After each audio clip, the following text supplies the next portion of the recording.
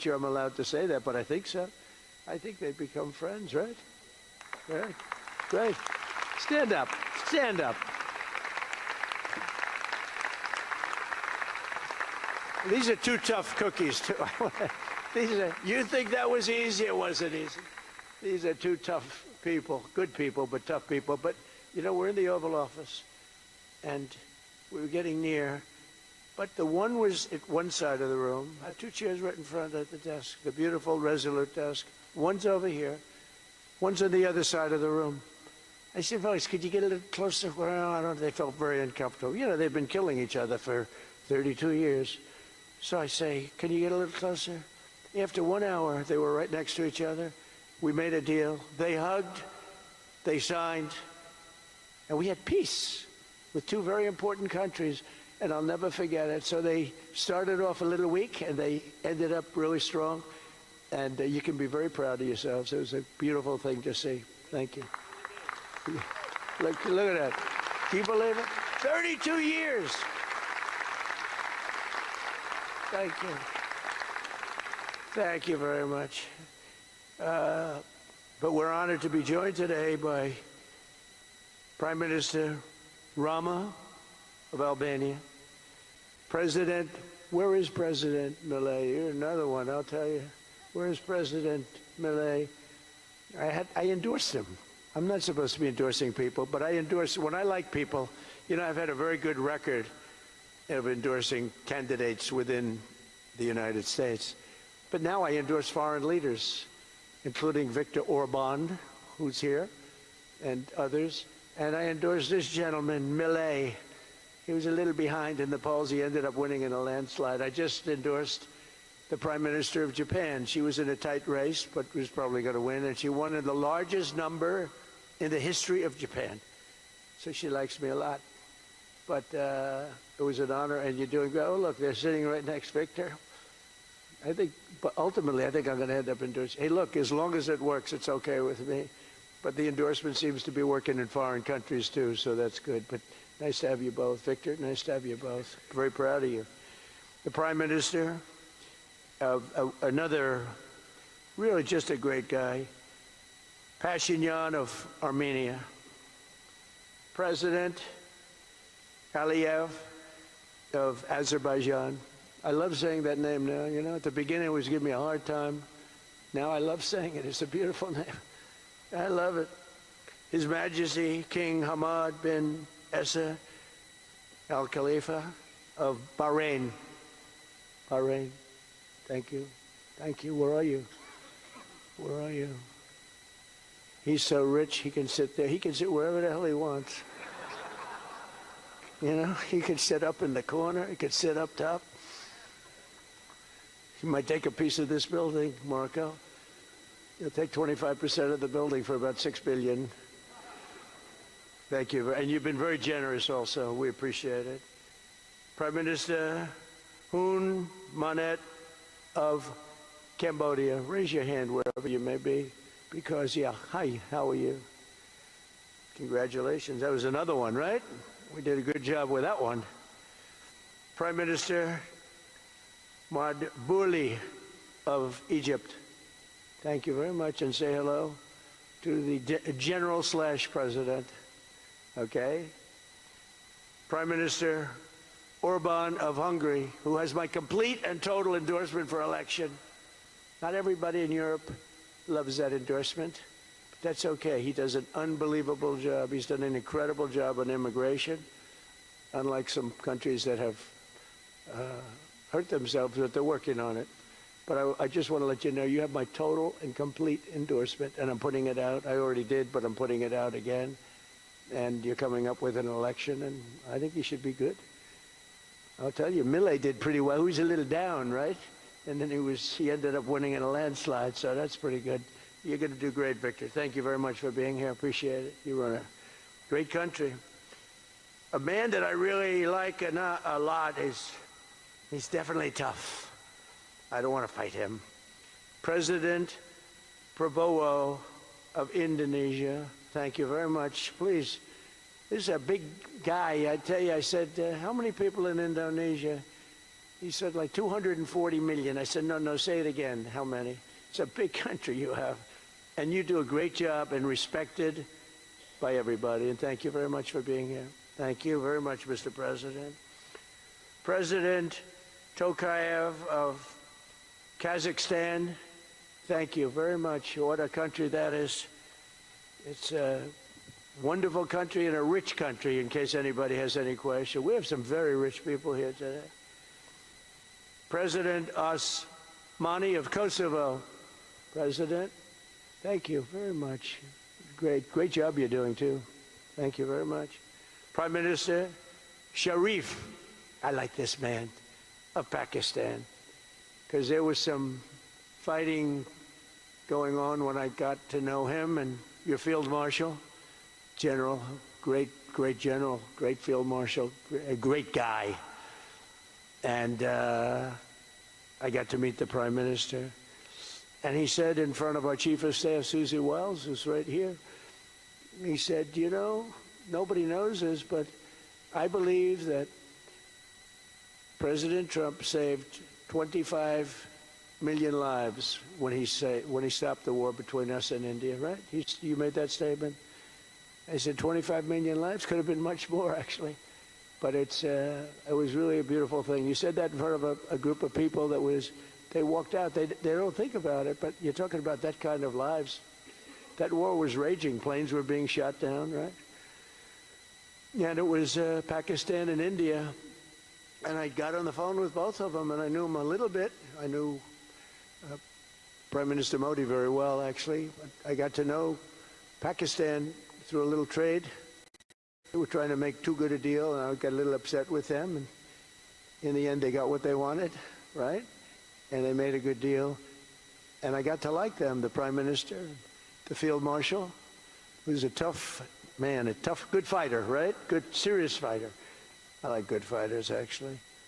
And when I heard that they were fighting, I picked up a certain newspaper. I won't tell you which one, because it's fake news generally. But I picked up this newspaper, and I saw that Pakistan and India were really going at it. And then it got worse and worse, and many planes were shot down. It was all out. And I called them, and I said, listen, I'm not doing trade deals with you two guys if you don't settle this up. They said, no, that has both of them. They didn't want to do that. I said, no, it has to. If you don't do it, I'm not doing a trade deal. We're not doing a trade deal. And they do a lot of business with the United States, and they sort of softened up all of a sudden. And all of a sudden I read where there was a little bit of a pullback by one, then the other, and all of a sudden we worked out a deal, right? But I said, if you fight, I'm going to put 200% tariffs on each of your countries, which essentially makes you not allowed, you can't do any business. One of them, I won't say which one, said, no, can't do that. They both wanted to fight. But when it came to money, it's nothing like money. When it came to losing a lot of money, they said, I guess we don't want to fight. And we solved that deal in 2-3 days, right? And we did. We said, these are two very powerful nations. These are two nuclear nations. And I don't want to say what was going to happen, but, bad things happen. So, Prime Minister, I want to thank you, because that was a very big deal. People have no idea. A lot of them say, oh, well, they weren't fighting. They were fighting. 11 jets were shot down, very expensive jets. And they were all in. Both of them were all in, and now they're not. And I think we'll always be able to settle up with them. I really do. I think you're going to have, it's a lot of progress was made even in the relationship. And Prime Minister Modi also, he's a great man. He's a great guy. They're all great. But I was very proud of it. President Pena of Paraguay is here. President, thank you very much. Young, handsome guy. It's always nice to be young and handsome. Doesn't mean we have to like you. I don't like young, handsome men. Women, I like. Men, no, I don't have any interest. Good. That's right. Thank you very much. You're doing a great job, too. His Excellency Prime Minister Al Thani of Qatar, just a great man, a great man and highly respected. And he's working with a man who is amazing. I always say He needs a public relations agency because you do so much good and they have you down as evil. And you're not evil. You help us so much and you're such a good ally. And I just want people to know that. And the Emir is incredible, smart, as smart as you can be, a great leader. And he cares so much for the people. And he cares so much for the Middle East. So I want to thank you very much and send my regards. Your country has been a great help. So, you know, surprising to some of the people writing out there, but now they'll start changing their tune because it's true. I only tell the truth. Prime Minister Don of Romania, wonderful people. The Romanian people are fantastic, fantastic people, like you're fantastic. And a lot of them come and work in this country and help us in this country, as you know, and it's they are just really, really solid people. President Mirziyoyev of Uzbekistan, who is where? There he is, and a friend of mine. We've got one of the most difficult names in history, but that's okay. It doesn't matter. Your country's doing great. You're doing great. And just no problems. Every time I see him, nope, we're doing good. No problems. And General Secretary To Lam of Vietnam. Vietnam is incredible as a country and as a force. And it's an honor to have you. A really great honor to have you. A lot of respect. A lot of respect for your country. We'll also want to express my gratitude to Vice President J.D. Vance, who is a fantastic man. He's a fantastic talent. He was a great student. He went to one school. He graduated. You know, most people, if you watch some of the people that were at the event in Munich, they didn't graduate quickly from college. They had everything they could do. There was one young, attractive woman. She was unable to answer questions. And she didn't do so well like J.D. did in college. J.D. graduated in a 4.5-year college in 2 years. And then he went to Yale and he graduated at the top of his class, went to the military grade. But when he went to Yale, there was one person that was marginally ahead of him, so he married her. Can you believe it? He married the person that was ahead. I don't know. I always like to say J.D. was first and Usha was second, because I get a little uncomfortable when I say them. But he's been incredible. He's a brilliant guy and a great guy, and he's been my friend. All of our people, we have a fantastic group of people, our cabinet members, many of them here. But JD's been great. Thank you very much. He gets a little bit tough on occasion. We've got to slow him down just a little bit on occasion. He says his mind. Now, then we have the opposite extreme. We have your friend sitting in the back. Your best friend sitting in the back is Marco. Marco does it with a velvet glove, but it's a kill, right? The result is the same. They do it very differently. And Marco, you really did yourself proud 2 days ago in Munich. In fact, so proud that I almost terminated his employ because they were saying, why can't Trump do this? I do, but I say it differently. But Marco, don't do any better than you did, please. Because if you do, you're out of here. But no, I want my guys to do great. And the acclaim he's gotten and the acclaim JD gets is great. We have smart people. When you see the representatives there, like Gavin Newsom, he didn't know what he was doing. They didn't even know why. He didn't know why he was there. Or AOC, she was unable to answer a simple question. And she could have said, well, I'm studying it and I'll report back to you next week. You know, you can get away with that. But she just went, it's actually, I think it could be a career-ending answer because for 25 years, anybody running against her, I think Susie is going to use that little piece of stuff. It was not good. It was not good. That was not a natural. So I want to thank JD. I want to thank Secretary of State Marco Rubio. They're extraordinary. I want to thank Special Envoy for Peace, Steve Witkoff, who has been unbelievable. You know, I took Steve because I was a developer in New York, really successful, actually much more successful than Steve, but I don't want to say that. I'm not going to say that, Johnny. I refuse to say it. But I saw something in Steve. Steve's a great negotiator. Everybody loved him. All these developers, and they're tough. You know, New York developers tend to be on the tough side. And, you know, most of them hate each other. Like a lot of the people in this room hate each other. You know, it's sort of natural, I guess. But we're bringing love back into the room like the old days. But everybody loves Steve. Every developer, the worst, most evil people, horrible human beings, actually. And they love Steve. So I remember this, and we had some conflicts, to put it mildly, in the world. And I said, Steve, how would you like to be Henry Kissinger Jr. that doesn't leak? I said, are you a leaker, Steve? No. He didn't even know what the word meant, and it's true. I always say Henry Kissinger, who was one of the great leakers of all time, by the way, Richard said to him, Henry, who's leaking all this stuff? I don't know, Mr. President. It was Henry. It was like, these are little stories I like telling you. But Steve has been unbelievable. Everybody likes him. Ukraine loves him. Europe loves him. Russia loves him. I mean, there's nothing wrong with this. He goes to see President Putin. Didn't know Putin. I set him up a meeting to see. I said, how's Steve doing? Sir, he's still inside. Oh, that was an hour. I called back. Tell Steve to call me when he's finished. I want to find out what the hell is going on. We want to end that war. Sir, he's still inside. 3 hours, 4 hours. They were together for 4 hours, the first meeting. That's talent.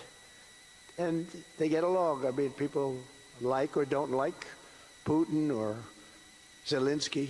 They get along. Same thing with Zelensky. I mean, they all love Steve, and Steve's doing a great job. That's a tough one. That's a much tougher one.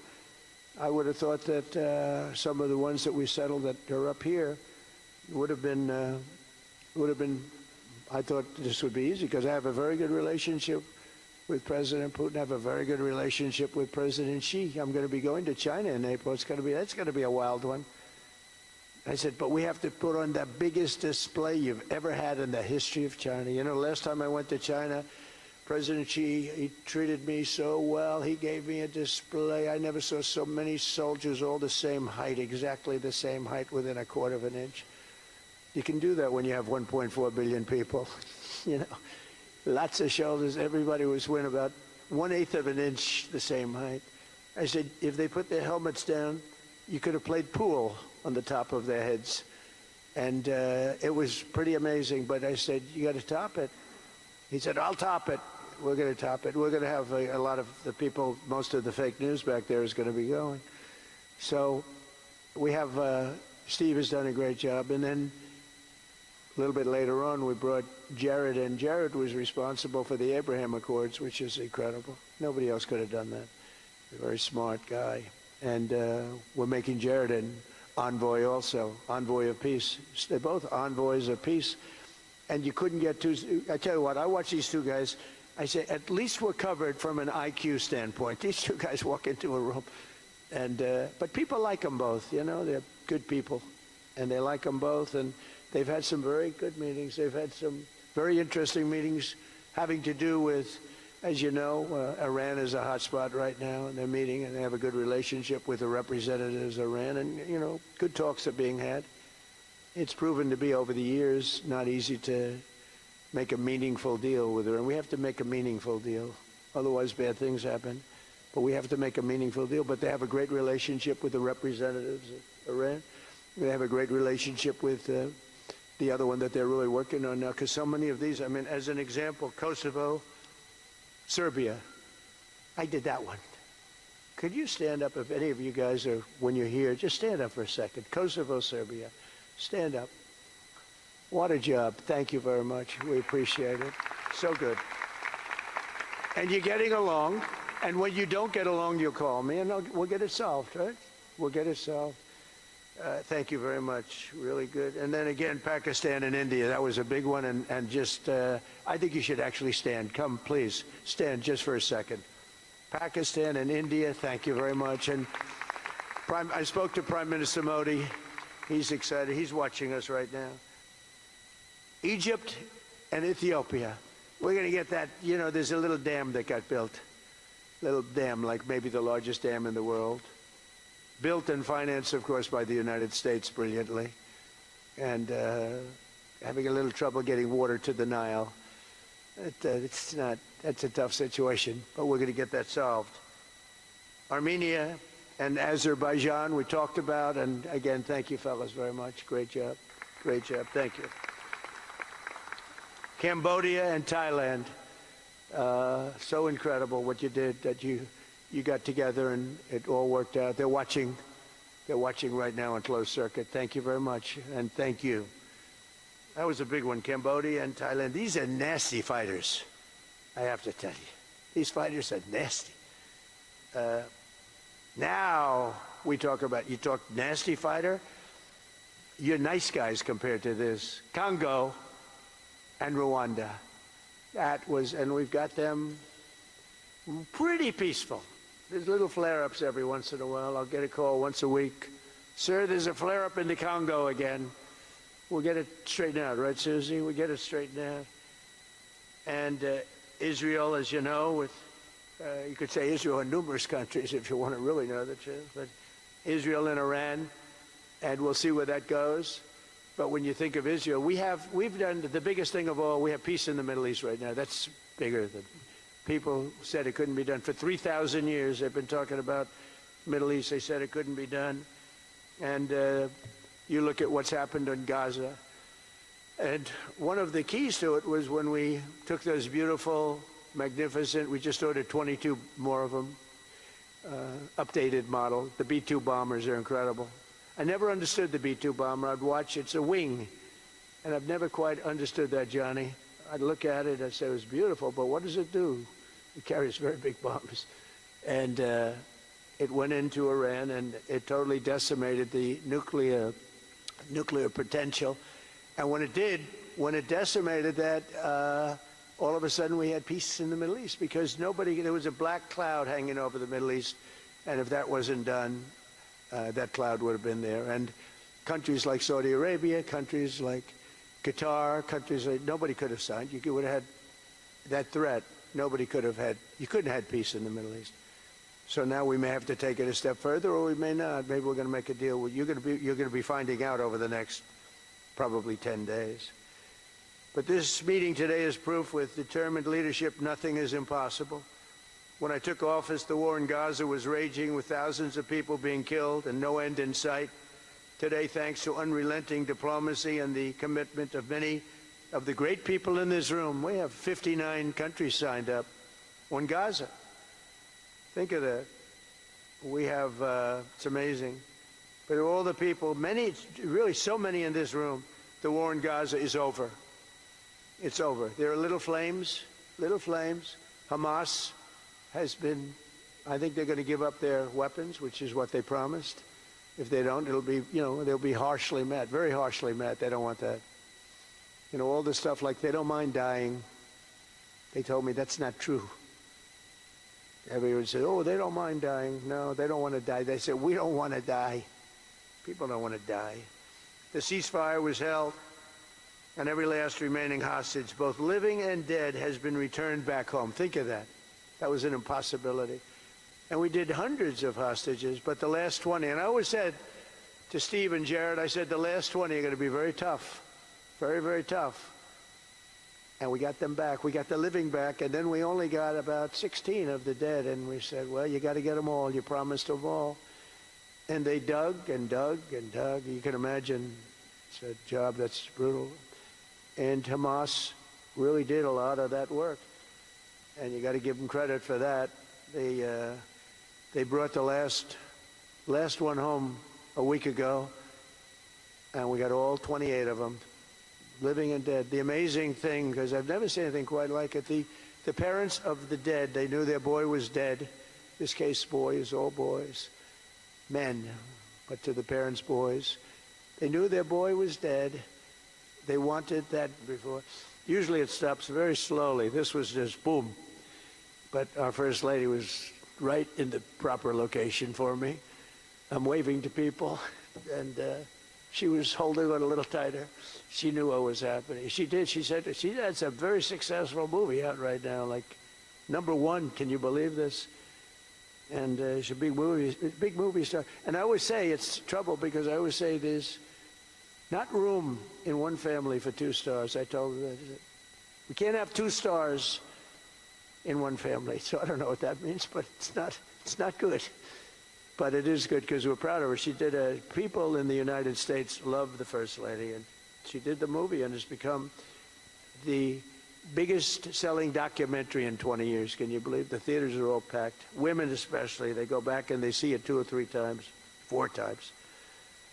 But together we're committed to achieving a Gaza that is properly governed throughout.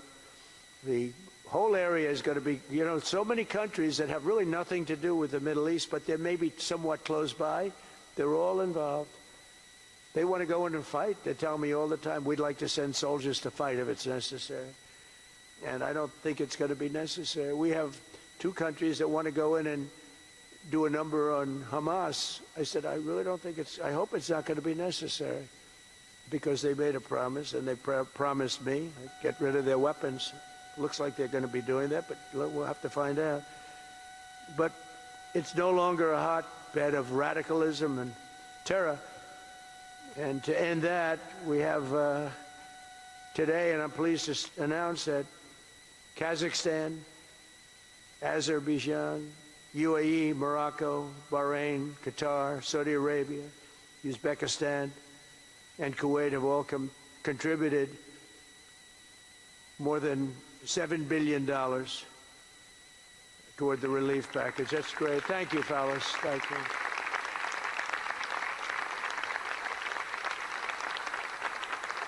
And many more are contributing too, so the numbers are, this just started. This is our first meeting. But every dollar spent is an investment in stability and the hope of new and harmonious. It's a region that's so important, it's so vibrant, it's so incredible. The people are so incredible, but we want to have a harmonious Middle East. The Middle East is amazing. So many friends in the Middle East, they're so smart. Sometimes they're too energetic. That's the problem. A lot of people aren't energetic. Sometimes they're a little bit too energetic. These are great people. The world is now waiting on Hamas, and that's taking place. And it's the only thing that's right now standing in the way. We have Lebanon with certain things that we're working on that are very important. We have to solve the problem of Lebanon, but it's relatively small in terms of what's been done. And again, the key was getting rid of the nuclear potential, because Iran would have had a nuclear weapon based on everything we found out since within 1 month. We can't let that happen. So many of our friends in Europe are attending today, and we're eager to have them become full members. They all want to become full members, and we've had a great response from Europe. And Europe is, it's where I come from, where so many people come from that are in the United States. But we have a great relationship with Europe. We have a great head of NATO. He is a fantastic man, and he's doing a great job, really great job. I'm excited to announce that Norway has agreed to host an event bringing together the Board of Peace. Oh, I thought when I saw this note, I'm excited to announce that Norway, I thought they were going to say that they're giving me the Nobel Prize. Oh, this is less exciting. Oh, it says, I'm excited to announce that Norway, and I'm saying, oh, great, I'm getting a Nobel Prize, finally. Finally, they got it right. But I don't care. I don't care about Nobel Prize. I care about saving lives, just so you understand.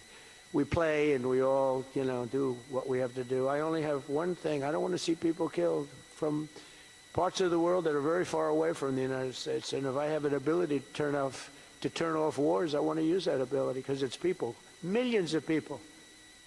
It's like the Prime Minister said, 25 million people maybe.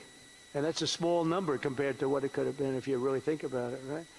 No, I want to save lives, and I don't care about prizes. And the UN Office for Coordination of Humanitarian Assistance is raising $2 billion for the support of Gaza. Additionally, Japan has just committed to host an aid fundraiser, which will be a very big one.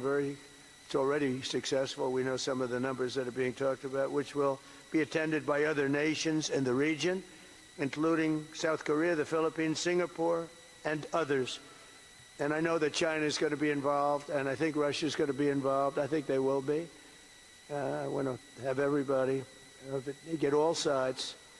because it doesn't help when you have all sides with one ideology. You have to have everybody together for this.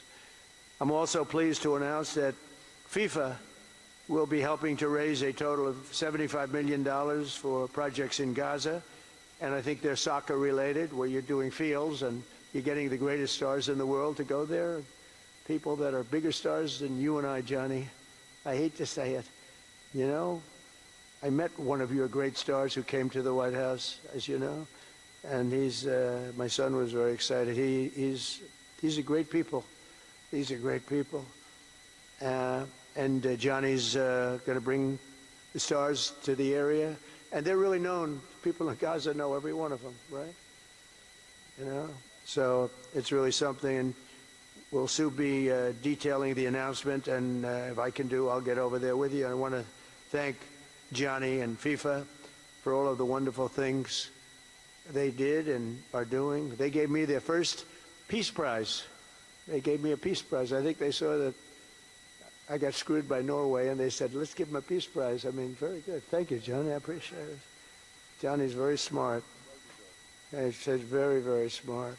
The nations represented here today, just in closing, are not just contributing money. Some are also pledging personnel to help preserve the ceasefire and secure a very enduring peace. We have to have enduring peace. Having peace, knowing it's going to blow up in 2 weeks, doesn't mean anything. In particular, Indonesia, thank you very much. Indonesia. That's a great country. Thank you very much. Look at that man. Look how tough he is. You think it's easy dealing with him? Look at that face. You are a tough cookie. And we say it lovingly, too. We need strength. You say, see, he doesn't mind. He's tough and he's smart. And smart is more important. Morocco, thank you very much. Great. What you're doing is great. Albania, Kosovo, Kazakhstan have all committed troops and police to stabilize Gaza. Egypt and Jordan are likewise providing very, very substantial help, troops, training, and support for a very trustworthy Palestinian police force. We think we're getting some very good people on that police force. And, you know, it's peace in the Middle East. We have peace in the Middle East. Think of it. For years you've been hearing about peace in the Middle East, and everybody who's saying it's impossible. All of these countries are working together around the vision of a Middle East that is free from the curse of extremism and terror. And now is time. And by the way, even people with extremism and preaching extremism, they're exhausted. They're tired. It's been going on for too many years. I don't care who you are. They're tired. They want peace. And now is the time for Iran to join us on a path that will complete what we're doing. And if they join us, that'll be great. If they don't join us, that'll be great too. But it'll be a very different path. They cannot continue to threaten the stability of the entire region, and they must make a deal. Or if that doesn't happen, I maybe can understand. If it doesn't happen, it doesn't happen. But bad things will happen if it doesn't. With the commitments announced today, the Board of Peace is proving that it does not just convene countries. It devises and implements, and real solutions happen. We've come up with solutions. This is so little talk. This is very little talk, all action. First time, it was always talk in the Middle East. People would talk about peace in the Middle East, and then they'd go home and they'd never even think about it again. Nothing would happen. We're providing a model for how responsible sovereign nations can cooperate to take responsibility for confronting problems in their own regions. The Board of Peace is showing how a better future can be built, starting right here in this room. And I want to let you know that the United States is going to make a contribution of $10 billion to the Board of Peace. Thank you.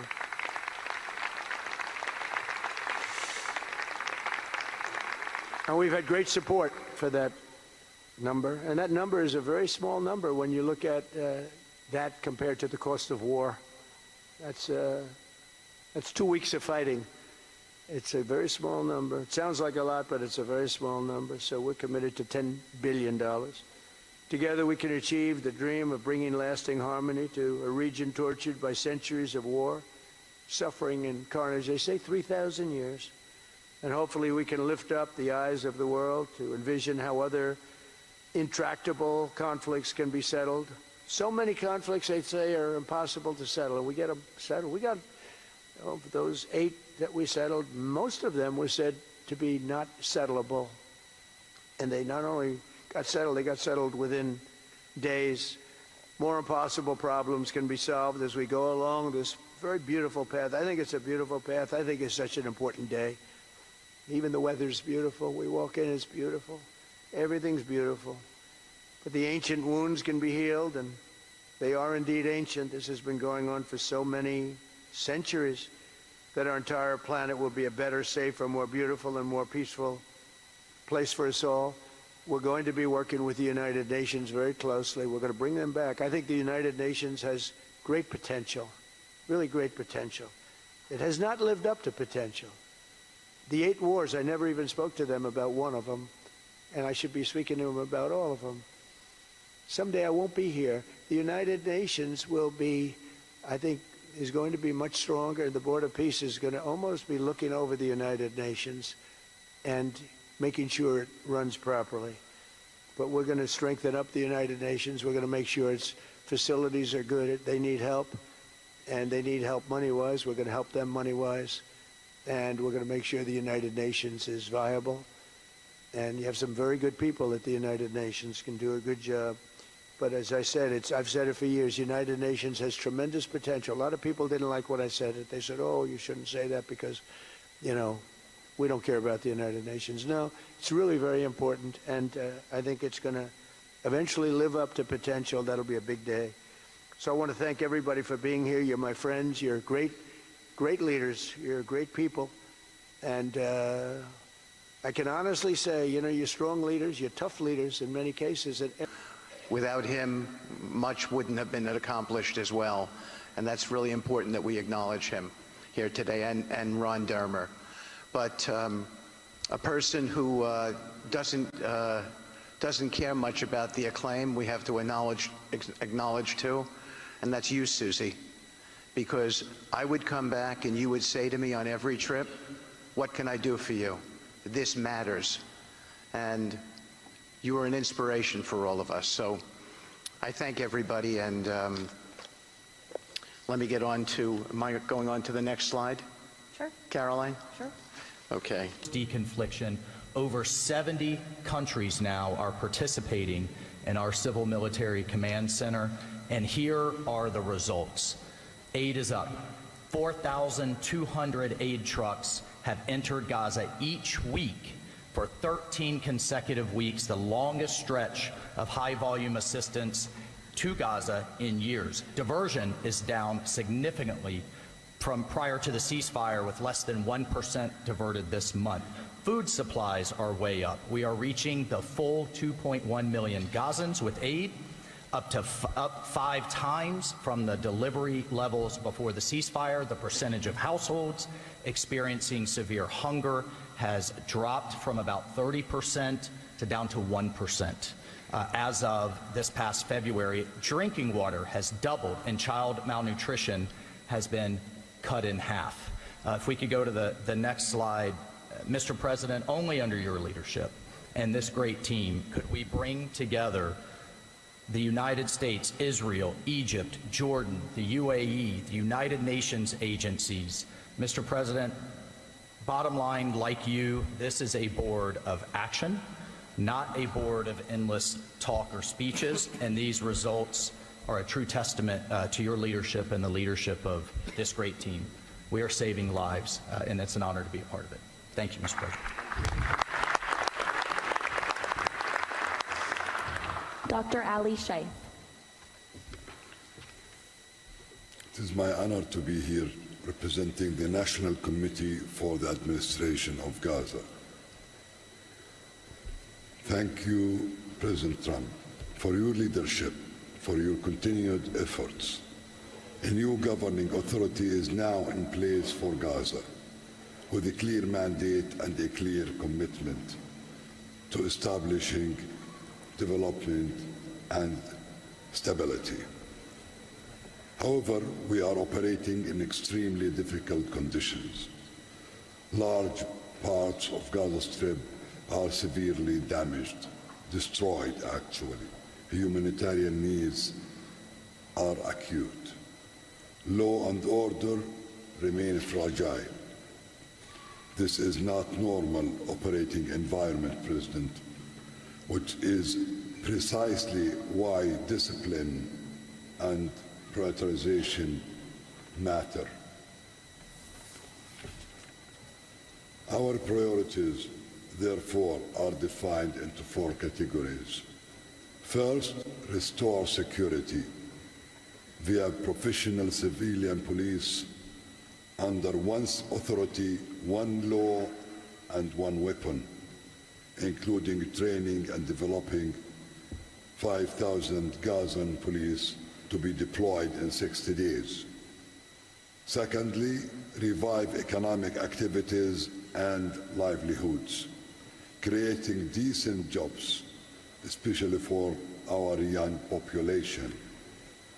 Thirdly, ensure sustainable emergency relief as described earlier. Fourthly, restore basic services including electricity, water, health and education, and last but not least, the access and movement.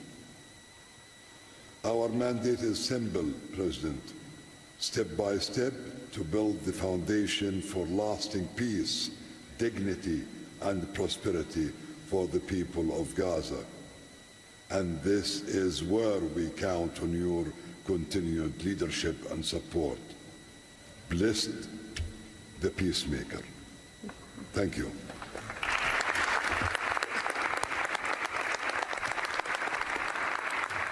Thank you. Now, Nick Mladenov. Thank you, Caroline, and thank you, Mr. President. Today, we're very happy to announce that we're creating the Office of the High Representative for Gaza of the Board of Peace, which will be there to support, to guide, and assist the National Committee for the Administration of Gaza, hopefully removing the roadblocks that they will be facing in taking over civilian and administrative control of the Gaza Strip. We plan to work in full transparency under the guidelines of and supervision of the Board of Peace and the Executive Board.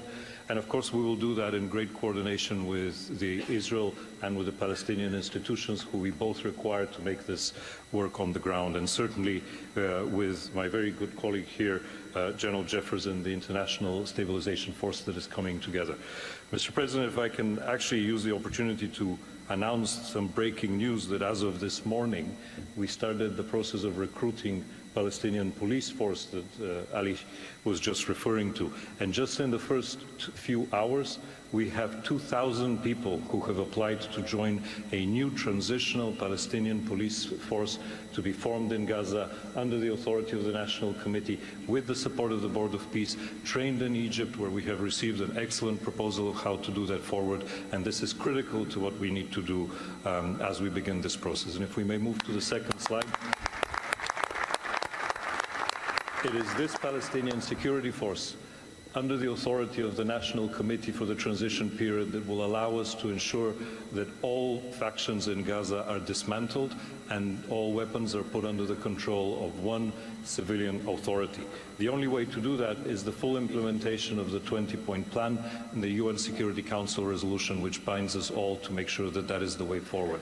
We have now a fully agreed framework with the mediators on how to do this, and I thank very much the state of Qatar, Egypt and Turkey for their excellent support in this.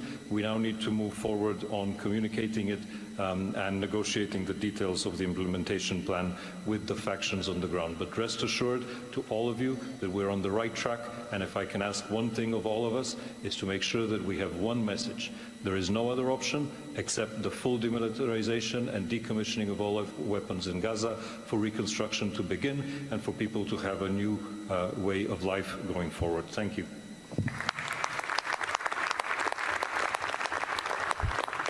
Thank you, Nick, and congratulations. Now, Major General Jasper Jeffers.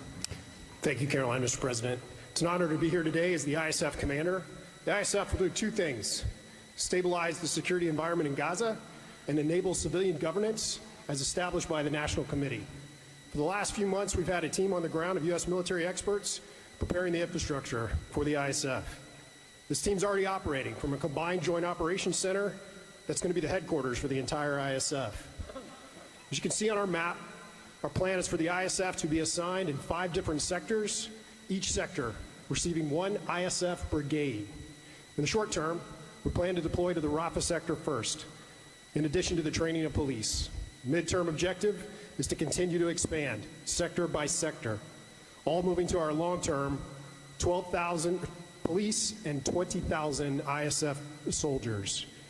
I'm incredibly pleased to announce today that the first 5 countries have committed troops to serve in the ISF: Indonesia, Morocco, Kazakhstan, Kosovo, and Albania. And 2 countries have committed to train police: Egypt and Jordan. I would also like to announce that I have offered and Indonesia has accepted the position of Deputy Commander for the ISF. With these first steps, we will help bring the security that Gaza needs for our future prosperity and enduring peace. Thank you.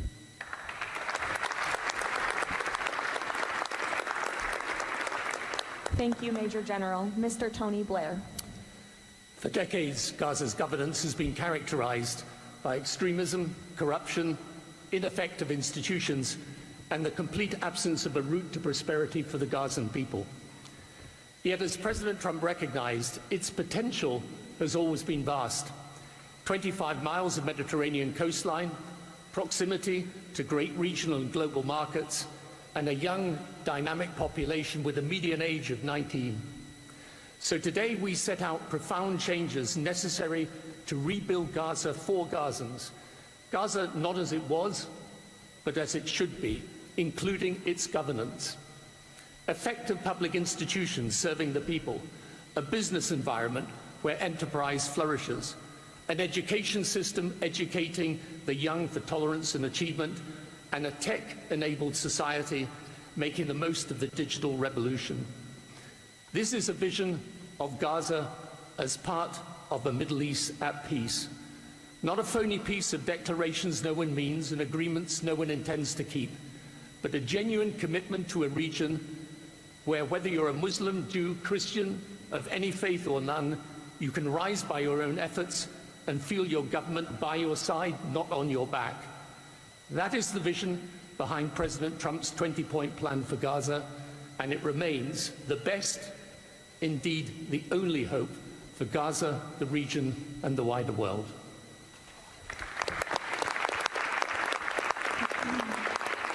Thank you. Mr. Yakir Gabay. Hello, everybody. Thank you, Mr. President. Gaza is destroyed. We assembled here on this historic day with common vision to rebuild Gaza for the next generations. Our mission is to recycle and remove 70 million tons of rubble and UXO and hundreds of miles of tunnels, arrange for the population fast temporary housing. In parallel, to start construction of infrastructure and permanent housing. We have a detailed master plan for housing and infrastructure of modern schools and hospitals, manufacturing and agriculture, roads and trains, water and energy plants, logistic hubs, telecom, tech and data centers, sports and leisure facilities, seaport and airport, and much more. We lined up many regional contractors who build housing for millions of people in the Middle East. They will join the massive redevelopment with competitive pricing. The funding is ready and will be invested in a free economy. The local population will build their own cities, which will create hundreds of thousands of jobs and will revive the economy. The Gaza coastline is 26 miles long. It can be developed as a new Mediterranean Riviera with 200 hotels and potential islands. The value goes to the Gazans through the Gaza Sovereign Fund. This plan is all subject to a full disarmament of Hamas. Thank you very much. Together we will make this vision into a reality.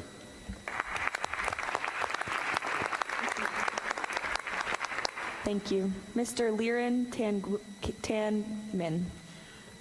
When we asked the NCAG what Gaza needs to unlock its potential, the answer was clear. Reconnect Gaza to the world, digitally and economically, and replace corruption with an open, tax-free system. Gaza was once a vital trade hub between Asia and Europe. Reconnection is a return to its roots. Even the word gauze comes from Gaza, where silk was woven and exported to Europe. So, We brought together Palestinian, Arab, and American partners to deliver practical solutions. By July, Gaza's 2G network will be upgraded with free, high-speed access to essential services. The NCAG is building a secure digital backbone, an open platform, enabling e-payments, financial services, e-learning, and healthcare with user control over data. This effort is supported by our regional partners, and I believe you will hear some exciting news from them on that later today. In parallel, we're advancing an Amazon-like logistics system to help Palestinian launch businesses import globally and trade securely.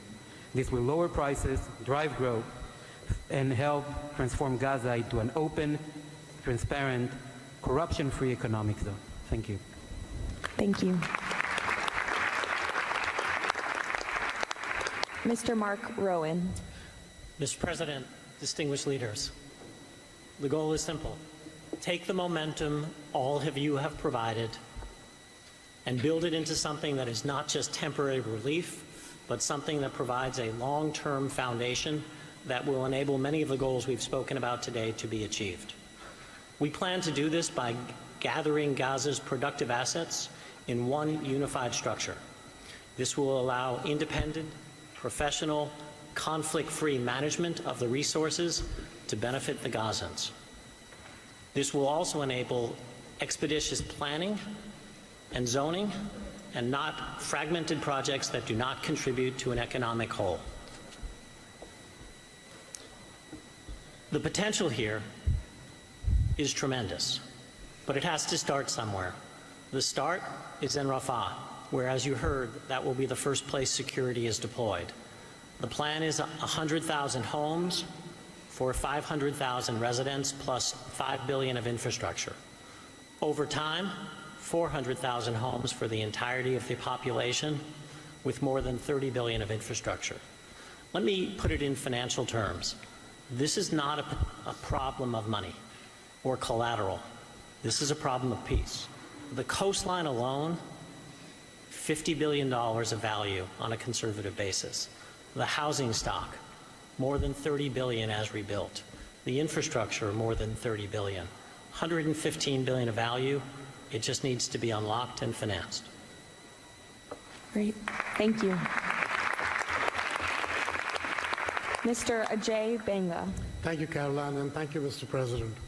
All this requires money. And so when the UN Security Council resolution got passed, we set about creating the Gaza Reconstruction and Development Fund at the World Bank. It's housed there.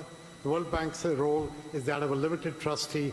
We manage the donor contributions coming in of the type that the President said a little earlier in his opening remarks. And then we help to manage that money while it stays with us. And under the direction of the Board of Peace, we disperse the money for reconstruction and development projects in Gaza. This fund is ready to receive the donations that he spoke about just a little while ago. The second part of the story is that you as donors deserve the right to know that the money is being used in a transparent way. We are helping, along with the Board of Peace, which takes the ownership of ensuring that the right kind of financial, legal, and oversight mechanisms are being put in place. We've even assigned a financial controller from the World Bank on a secondment basis to the Board of Peace to ensure that we can try and help build the best standards in this process. Now, this is just the beginning. This work is going to need 2 or 3 things that the World Bank Group can bring to the table. The first is leveraging of public finance. Because of our AAA rating, we have the ability to leverage private bond money to help to create the resources we need to do what Mark just talked about. The second is we can de-risk private investing. And the third is we have people on the ground and expertise and knowledge of doing this kind of work in other markets. We want to be not an armchair critical process, but an active participant in giving Gazans and people in the region the opportunity of the lives they deserve the one time we get the chance. So thank you again.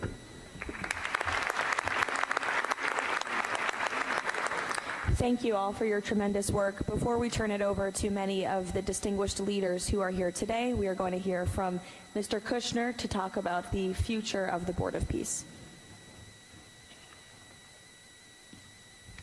Thank you, Caroline, and thank you, Mr. President, Mr. Vice President, Secretary Rubio. We cannot change the past, but I think that what you're seeing today is that we can potentially change the future if we focus and do this in the right way. We tried to structure this meeting like a proper board meeting, like we do in the private sector, where we have all the preparation, we get the right people together, and we really report on what our challenges are, what the opportunities are, and what are the approaches. What you've seen today is just a small sample of the work that's been done, and I really want to thank the entire team that's worked so hard at this. A lot of these people are volunteers. They're doing this not for any personal gain. People are not personally profiting from this. They are really doing this for their children and for their grandchildren, and because they want to see peace. One small anecdote is Liran said to me, "Are you sure I should be presenting? I'm a Jewish Israeli and I'm working on Gaza and all these things." And I said, "That's exactly why you should be presenting today." If Jews and Muslims work together, Israelis and Palestinians with Americans and English and Bulgarian and people from all around the world, then we can kind of join on a common goal, which is peace and togetherness, and that's really what we've done. I want to thank President Trump. I remember working with you on your first foreign policy speech in 2016 that you gave at the Mayflower Hotel, and at the time those ideas were considered to be very, very radical. What I saw as somebody who didn't have any foreign policy experience were just common sense ideas. Why can't the world be better? Why can't there be peace? Why can't there be more prosperity for all people in all ways? And I think over the last decade, you really have changed the way that the world thinks about a lot of these things. And I think that this organization is bringing a new approach and new ideas and new people together in order to effectuate it. I'd really like to thank all the countries that joined on very early. I see this as a very self-selecting group of countries that really believe that the future can be different and wanted to join in partnership and put their reputations and their resources and their time and their ideas on the way to say, these are the challenges we're putting into that we're solving in our own countries. We want to come with new ideas because we've achieved success and we believe that the world can be better in that regard. So I don't have to go through these slides in great detail, but we've secured today, even without the president's, amazing commitment, over $7 billion. As Mark said, we don't really have a resource issue here, although we are going to need everyone's support. We just need to be executing and doing this in a good way. We've dealt with the humanitarian issue. We've returned the hostages. But the one final thing I just want to talk about as well from our perspective is that the President Trump in his heart wanted to get the hostages home, but he also really wanted to help the people of Gaza. He saw the suffering that they were enduring, not through fault of their own, because of the bad leadership that they had, the situation they were born into. The war was a horrific, horrific situation. And I think through this process, thanks to Ali and the committee, we are now here to fully support the committee. We are here to help the people of Gaza, to lift them up and give them every opportunity to succeed. And we really see this as a partnership with them and with the Israelis to see if we can create an environment that can be peaceful, that can be functional, that can offer people the opportunity to really live a better life. And I think you've seen some of the work today, and hopefully we'll be successful. Like I said the last one, failure is not an option, and we have to really push forward and keep finding ways to succeed with this. So really thank you, President Trump, Vice President Vance, and Secretary Rubio, and obviously Steve, who's been, like he said about me, I feel just about him. Working through all these challenges has been an absolute honor and a pleasure with you, and I've really been very lucky to have your partnership. So really thank you all, and I'll give back to Caroline. Thank you. Thank you, Jared. The war Hamas began has left. The war Hamas began has left Gaza in ruins. Yet from these ruins, a new future will rise. President Donald Trump unparalleled achievements in just few months. The United States, together with key regional and global partners, has signed the 20-point Gaza Peace Plan, a blueprint for security, peace, and prosperity. All the hostages returned, the living ones to their homes and the deceased to burial. Ceasefire is stable, and the killings from both sides reduced by 99%. The United Nations Security Council approved the establishment of the Board of Peace chaired by President Donald Trump, a governing body dedicated to providing security, infrastructure, and homes for Gaza's people. Ushering in the new dawn for Gaza, the new Palestinian Technocratic Government of Gaza, the NCAG, was elected with consent of all parties, including the Palestinian factions, Israel, and the Arab countries. Rafah border crossing with Egypt was open. The NCAG will secure the disarmament of Gaza to ensure one authority, one law, and one weapon. The United States and its partners, in coordination with the World Bank, are pledging billions of dollars to rebuild Gaza. Safe areas are being established in Rafah and later across the Gaza Strip, where families can receive shelter, food, health care, and education. In Rafah, Gazans will build their first new city. The NCAG, with the Board of Peace, will expand development across the entire Strip, employing hundreds of thousands in reconstruction and business activity. Transportation, water, and energy systems will be restored, and a modern economy will begin to emerge. Children will return to classrooms with a curriculum that promotes tolerance, dignity, and peace. Our goal by year 3, Rafah fully rebuilt, unemployment curbed, and Gaza connected to the world through an Abrahamic gateway, linking it with Egypt, Israel, Jordan, Saudi Arabia, the UAE, and extending to India and Europe. By year 10, Gaza will be self-governed, integrated into the region with thriving industries and housing for all. This is the framework for Gaza's rebirth: secure, prosperous, and peaceful.